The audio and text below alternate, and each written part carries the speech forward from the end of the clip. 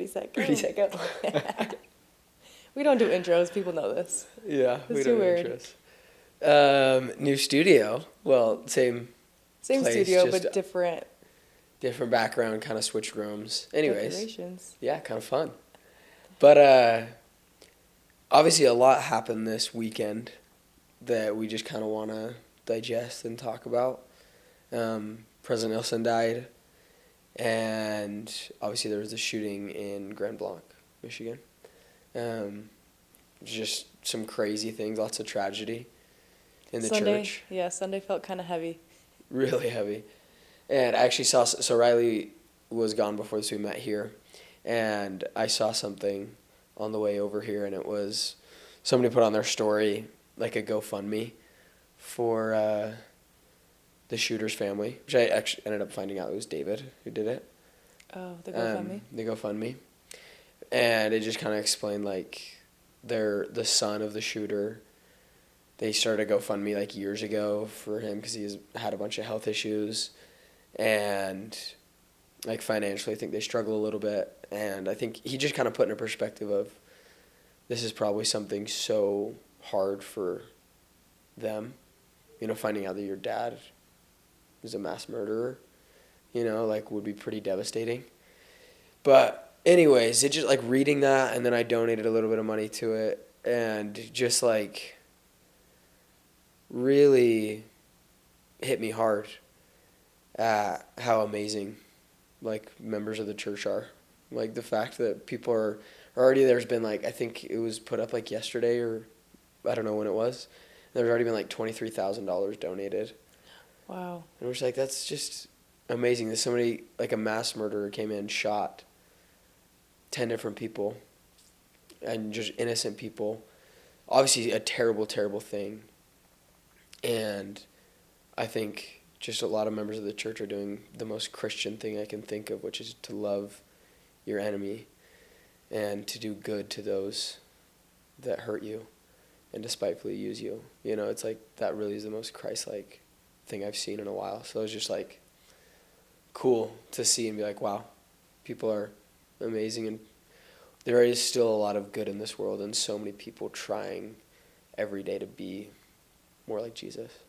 Anyways, that's my thoughts on that. Yeah.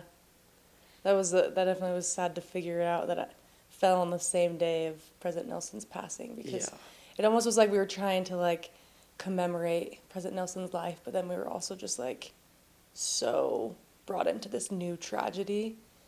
And I just feel like there's so many things that have been happening recently. There's so many emotions. But yeah, the thing that hit me today, speaking of stories from today, was I went on to the Gospel Library app, which is the app for the church, and was President Nelson's name wasn't there. Yes! Yeah. I literally was going to, like, search for one of his talks, and he was removed from the first presidency, because usually it goes first presidency, 12 apostles, and then everyone that's deceased that was in the general authority. Yeah. Quorum, whatever. Yeah. And he was just down there. I had to scroll for forever, and I was like, this is not where he should be. He should be at the top.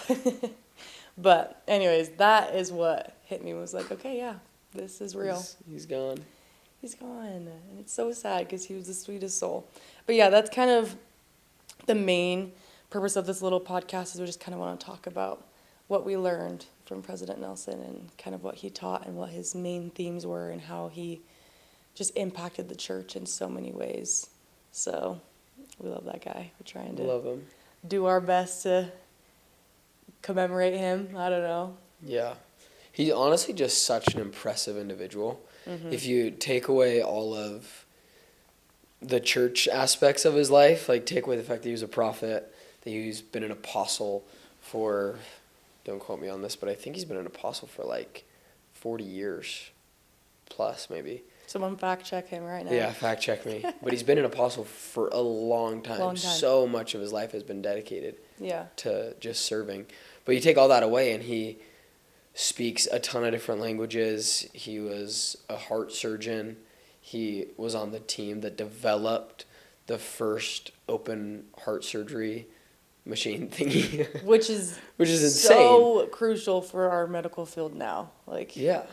No, he's just crazy impressive. And another little like fun fact about him. So my aunt is his granddaughter.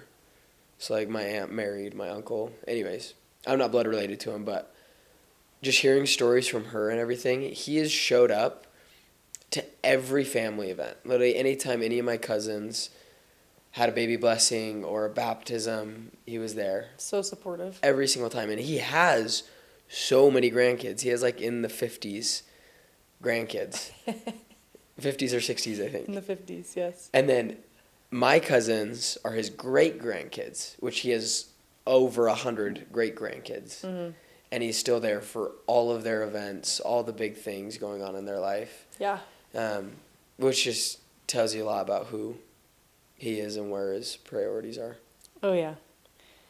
I wrote a couple of thoughts on him just because I kind of wanted to figure out what I wanted to say. I used chat a little to get some general information and things, but something that I love about President Nelson is I feel like he conveyed 4 big themes in his ministry as a prophet on earth. And the first big theme was like centering on Jesus Christ, like centering our lives more fully on Christ. And he also was the one to like help take the church from the Mormons to the Church of Jesus Christ. You know, he like pivoted and shifted us to more fully focus on that and call ourselves the Church of Christ instead of Mormons or LDS or whatever other nickname. And it just allowed us to be like, oh yeah, you're right. Like we should call ourselves people of the Church of Jesus Christ because that is who we're centered on. That's who we're focused on. And so I loved that about him. And then his other main theme was personal revelation, like trying to figure out and gain personal revelation for yourself. Because he said himself that we will not be able to survive spiritually in this world if we are without the influence of the Holy Ghost. And we need to figure out how to receive personal revelation so we can have that influence in our lives. And then covenants and temple worship was another big one of his. And then gathering Israel, like missionary work. And the changes and the implications that he made as prophet were some of the biggest ones ever. Like changes with missionary work as far as calling home once a week. Yeah. Like that change was made, and that is huge for the missionaries now. Well, I think that was like one of the main things that stood out to me is that President Nelson was the best example of like What?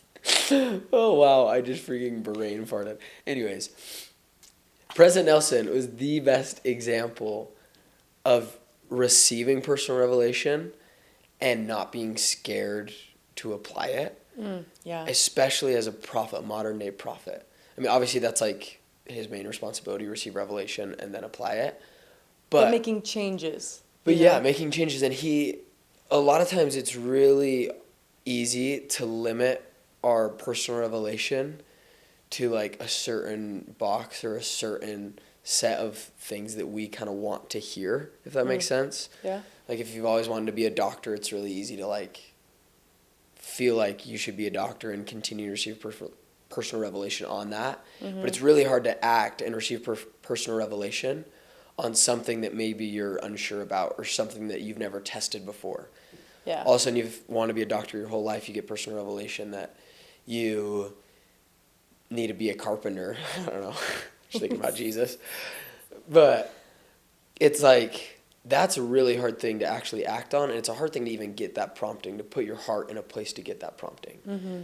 But President Nelson became the prophet, and he was immediately like, let's look at everything we're doing as a church. Yeah.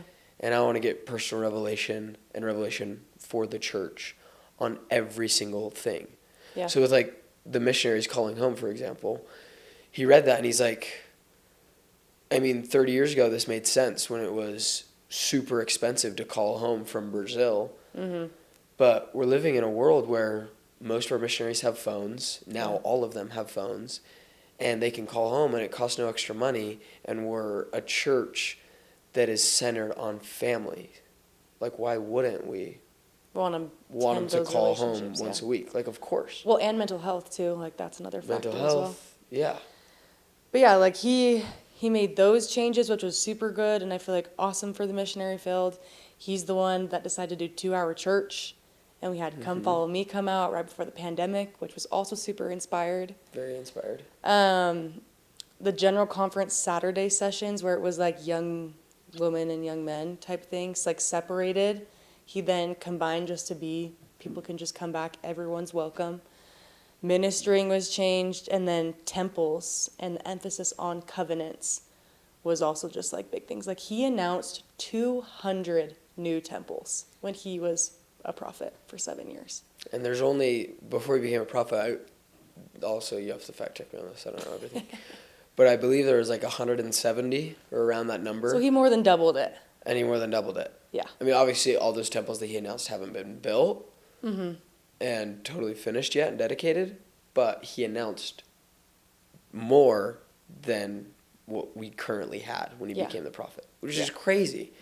Like he just, and that's what I'm getting at, is he just wasn't scared of doing something out of the ordinary, which is the most Christ-like thing ever. Christ wasn't scared at all of not doing something because of tradition or because of the way other people would view it. President Nelson is the exact same. He's like, I don't care what anybody thinks. This is what God has told me to do, and that's the direction we're going to take.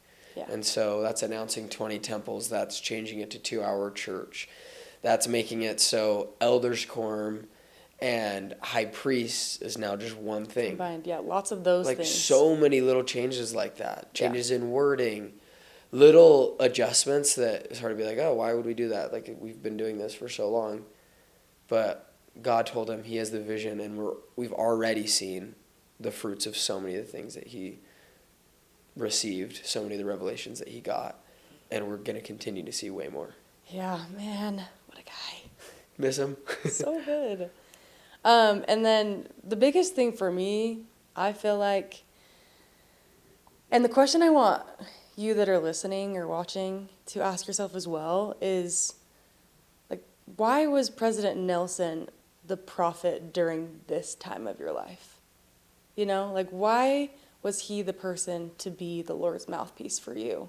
Whether you're in high school, college, your mom, your grandma, like wherever you are on the path of life, like why was he your prophet during this time?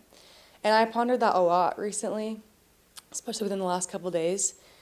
And for me, it had to be the focus on temple and covenants. Because before, I didn't really have a strong testimony of the temple. And I even went on my mission. I went through the temple to get my endowment out.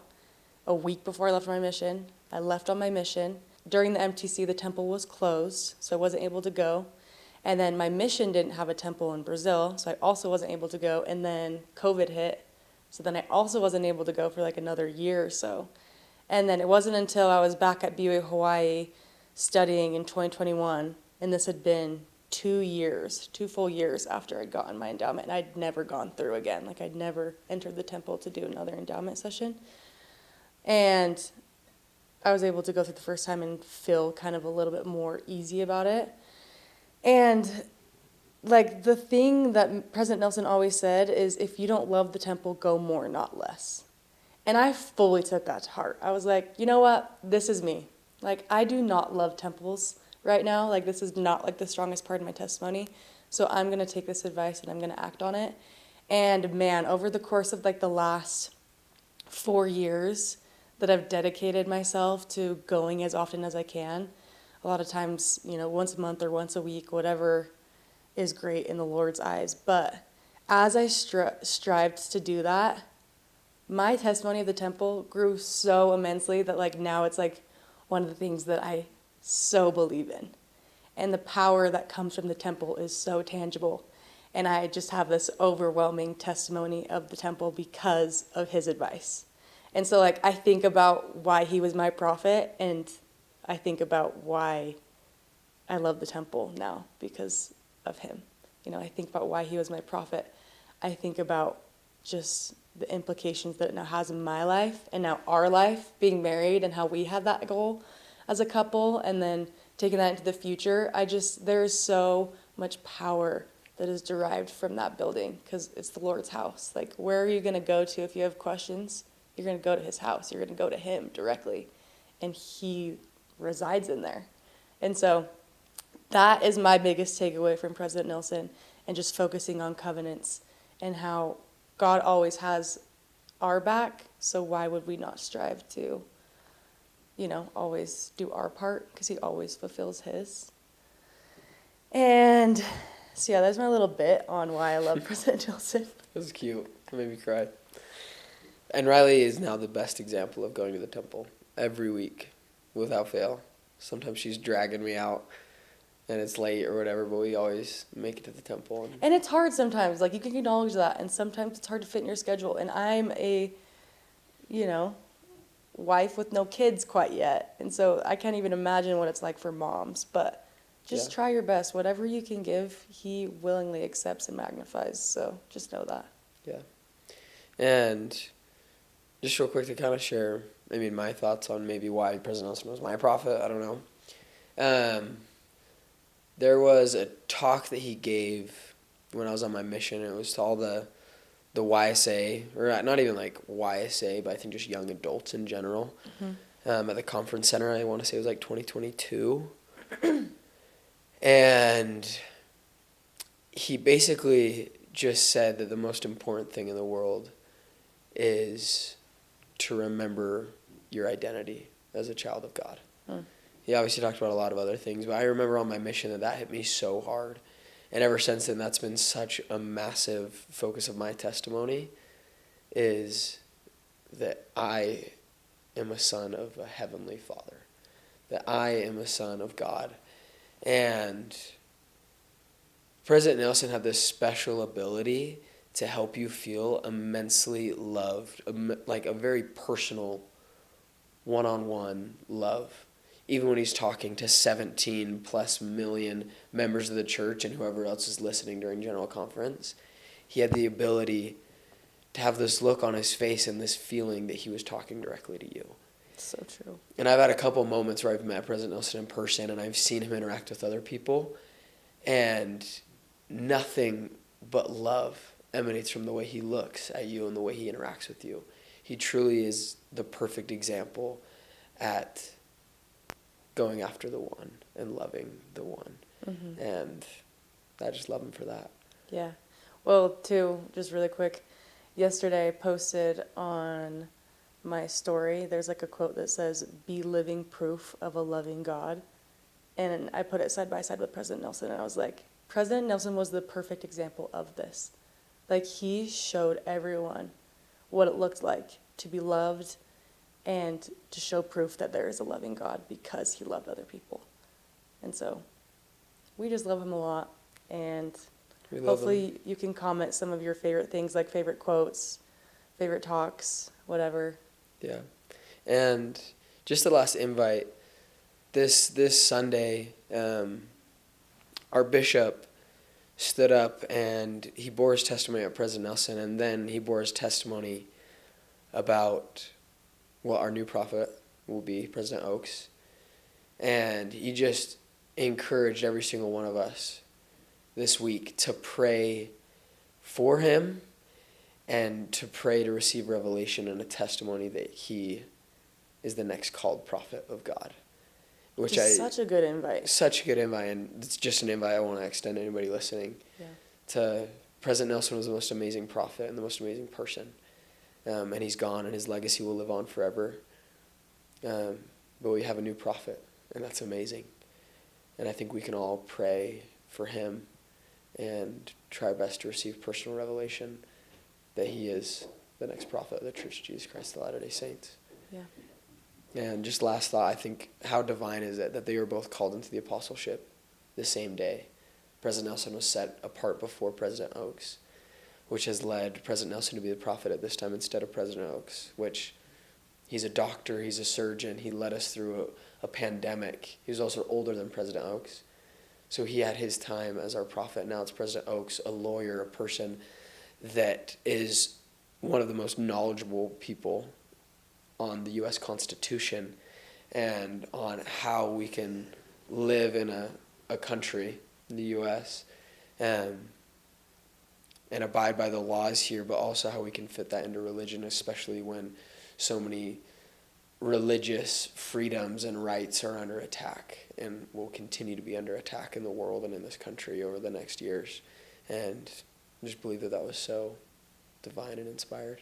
But people call it a coincidence or whatever, but we call it God. we call it God.